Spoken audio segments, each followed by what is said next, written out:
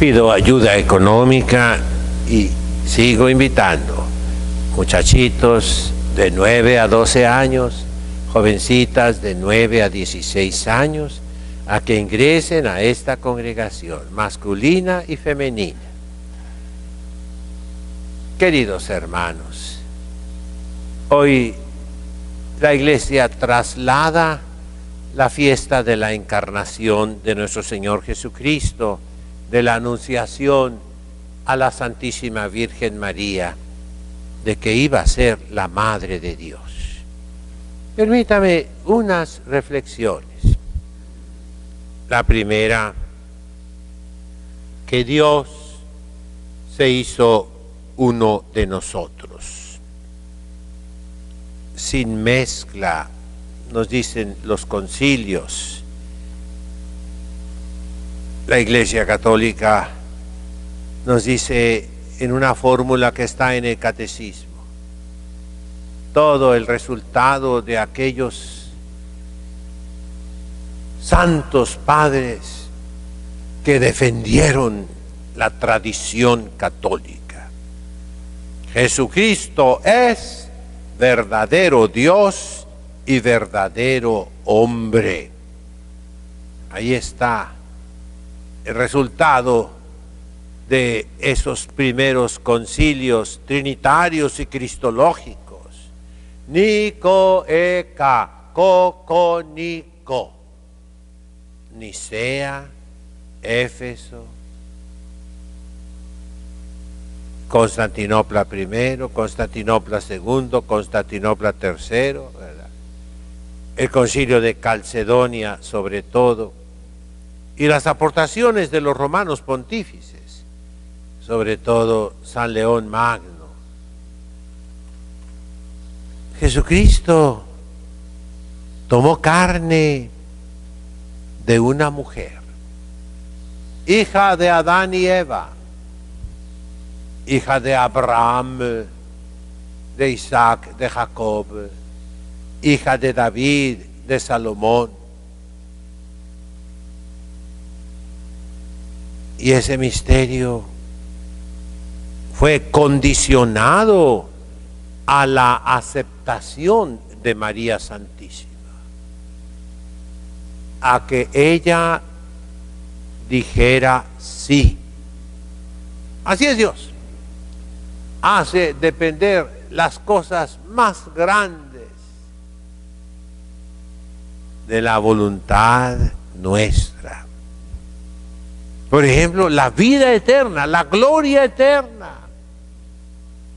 depende de mí, si yo quiero o no quiero.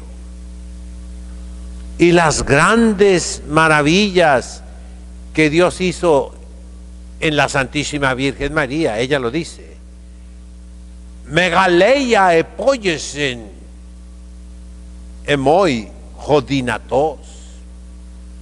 El Todopoderoso hizo maravillas en mí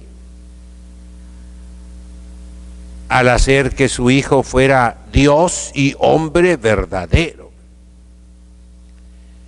Pero repito, eso dependió de su fiat, fiat mihi secundum verbum tuum.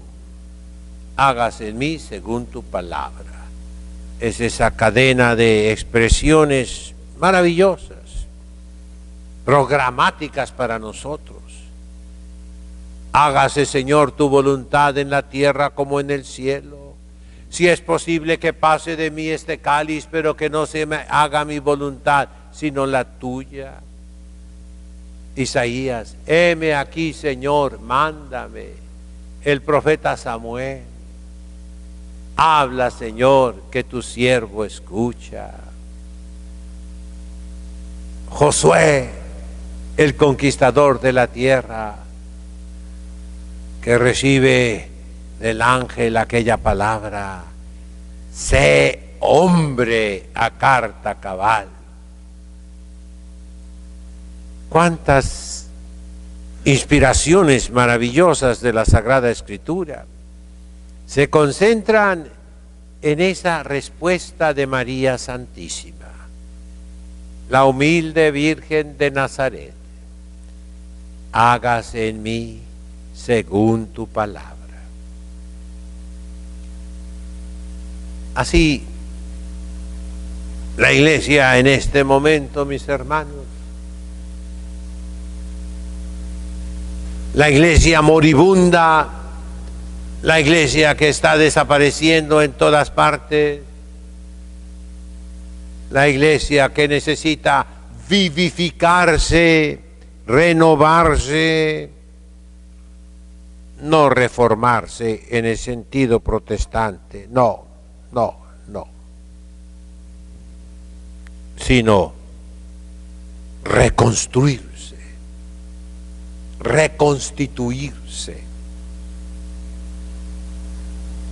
Esta iglesia que va a desaparecer inexorablemente no se ocupa ser profeta, mis queridos hermanos y mis padres, obispos, arzobispos, cardenales, conferencias episcopales. No se necesita ser profeta para saber que la iglesia va a desaparecer. Miren a su alrededor, vean, inspeccionen, supervisen, visiten. Miren, ¿dónde está el entusiasmo de los seminaristas? ¿Dónde está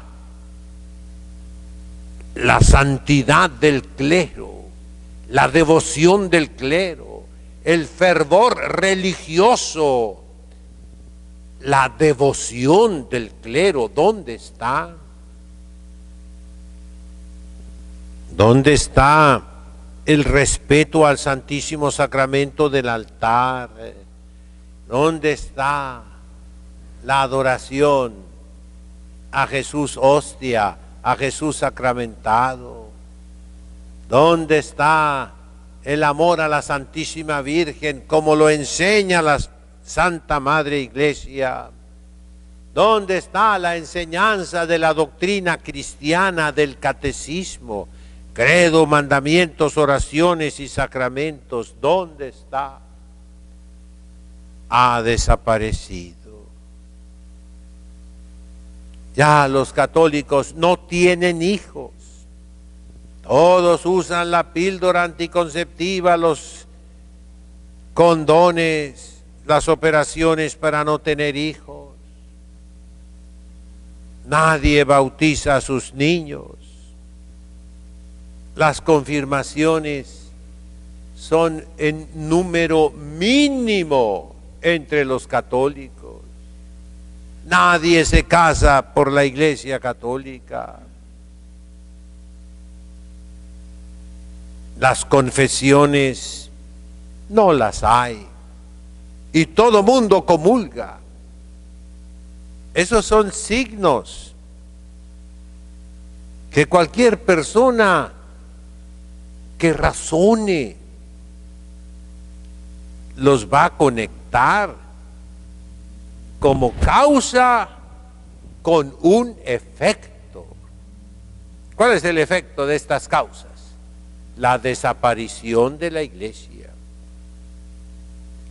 El ver la celebración de la Santa Misa con tantos abusos litúrgicos que nadie corrige por todas partes.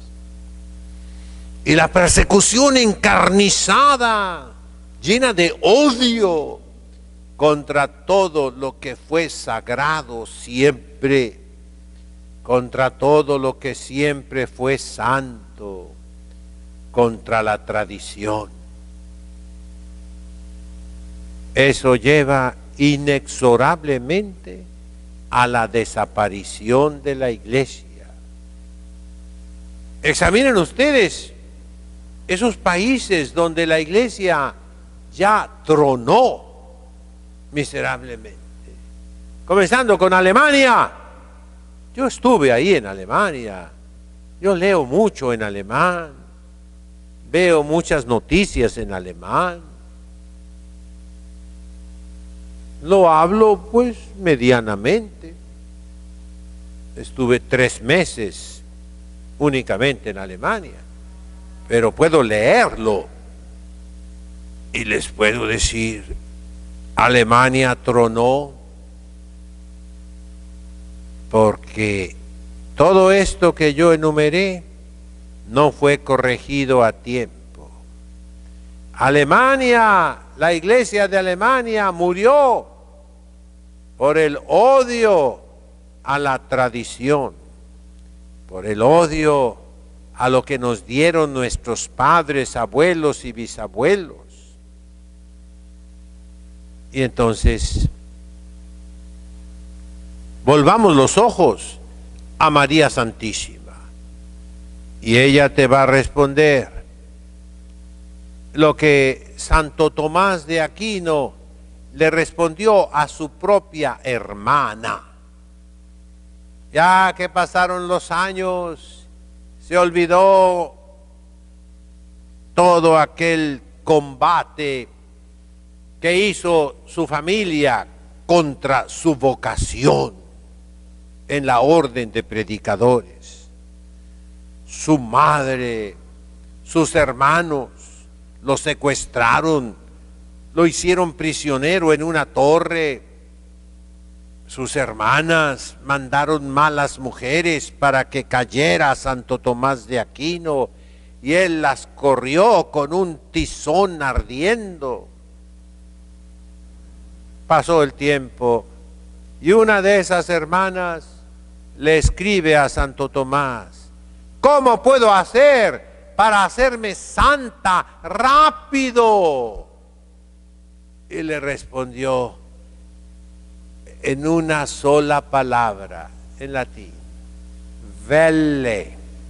Vele es el infinitivo presente activo del verbo irregular. Volo, vis, vele, volui, volitum. Querer. A ver todas. Volo, vis, vele, volui, volitum, querer. Así le respondió. Querer. Y es lo mismo que la Santísima Virgen te dice a ti. ¿Quieres que renazca la iglesia? ¿Quieres que se sane, que se reconstituya, que se multiplique la iglesia, que crezca la iglesia, sobre todo en los lugares donde ya desapareció?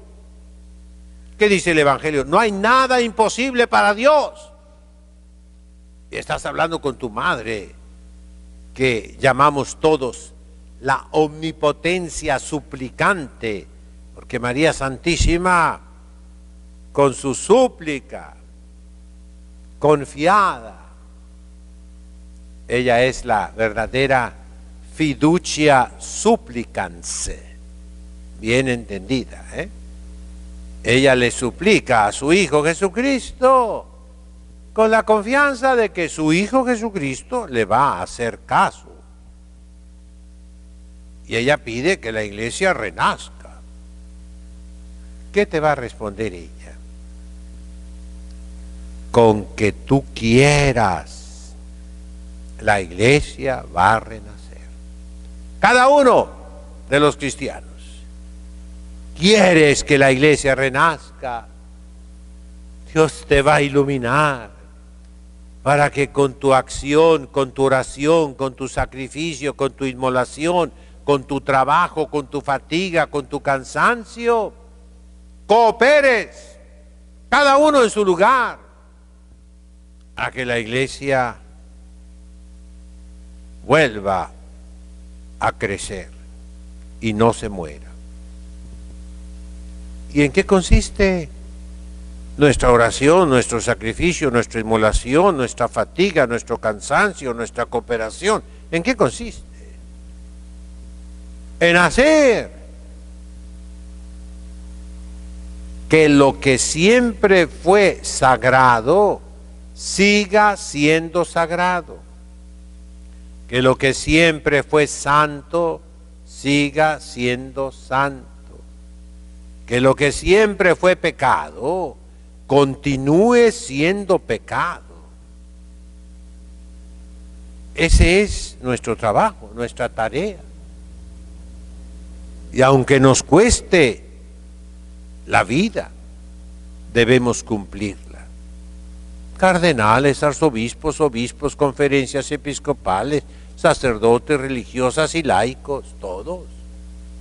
Le vamos a dar cuenta a Dios de la iglesia que recibimos de nuestros mayores y de la iglesia que dejamos o no dejamos a los que vienen después de nosotros. Recordemos que la Santa Madre Iglesia fue perseguida. ¿Cuándo comenzó la persecución de la iglesia, mis hermanos? Muchos dicen, con el protomártir, San Esteban, diácono, es el primer mártir. No, con Cristo, cuando persiguieron a Cristo y lo mataron, ahí comenzó la persecución de la iglesia y la historia de la iglesia. Y es el nacimiento de la iglesia. ¿De dónde nace la iglesia? De una lanza que perforó el pecho de nuestro Señor Jesucristo y le abrió el corazón. Es en la persecución, mis hermanos, donde nace la iglesia. Y 3 siglos estuvo bajo persecución terrible, encarnizada, hasta la paz de Constantino, el año 313, el edicto de Milán.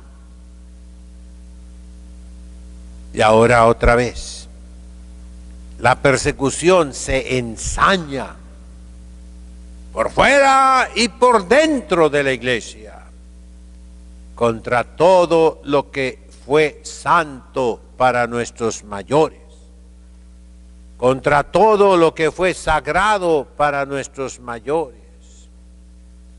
Repito, hay un odio gratuito.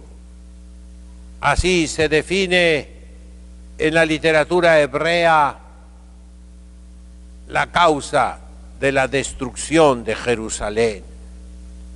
El odio gratuito, odio sin causa, que fue contra Cristo. Y el día de hoy también. ¿Hay alguna causa seria, sólida, por la cual tengamos que odiar la tradición? ¿Odiar la liturgia tradicional? No, no hay ninguna causa seria. Es un odio gratuito. Eso causó la destrucción de Jerusalén. Así lo dicen los rabinos judíos, en otro sentido. Pero es cierto, porque fue el odio gratuito contra Jesucristo. No hubo ninguna causa para odiar a Jesucristo, ninguna. Como el día de hoy no hay ninguna causa para odiar lo que es tradicional en la iglesia, ninguna. Pero crece ese odio, que no es contra la tradición, es contra Jesucristo nuestro Señor. Dice el Apocalipsis que la Virgen Santísima estaba a punto de dar a luz a Jesucristo y los poderes infernales se querían tragar el fruto de su vientre.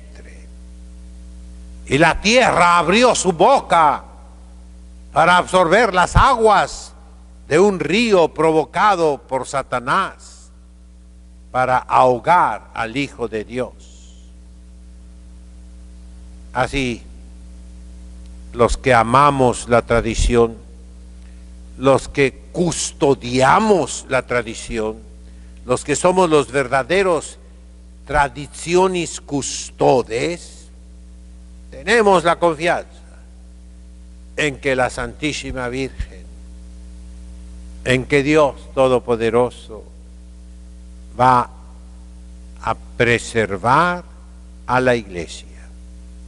Pasarán los años y recordaremos esta época funesta, terrible, como se recuerdan las cicatrices. Yo aquí tengo una cicatriz, tenía yo 8 años o 9, me rompí la cabeza. Aquí me queda una pequeña cicatriz, pero ya no duele, no está infectada, no está abierta, sanó completamente. Y así las llagas de Cristo son gloriosas, los estigmas de Cristo los tiene su cuerpo resucitado, como recuerdo de los pecados que lo llevaron a la cruz. Y así la iglesia tendrá esas cicatrices como recuerdo de tantos y tantos perseguidores por fuera, pero los más atroces por dentro. En nombre del Padre, del Hijo, del Espíritu Santo. Amén.